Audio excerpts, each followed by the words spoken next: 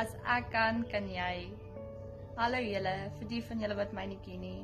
Ek is Benita Swart, 'n mamma van 2 in 'n klein dorpie in Limpopo. En 'n vrou wat 'n droom het om saam met haar man hand aan hand te kan boer. Julle, almal van ons gaan deur slegte oomblikke. Hierdie was ek 7 maande terug, amper 8 maande terug. En ek sit vandag hier so op die bed en ek dink, weet jy wat, kom ek deel my storie.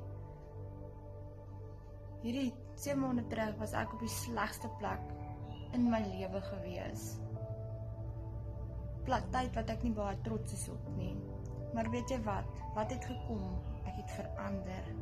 Verander jouself. En vandag maak ek dollars aanlyn. Ek het geen stres van 'n baas nie. Ek het geen stres nie. Ek kan 'n mamma wees vir my kinders. Ek kan 'n vrou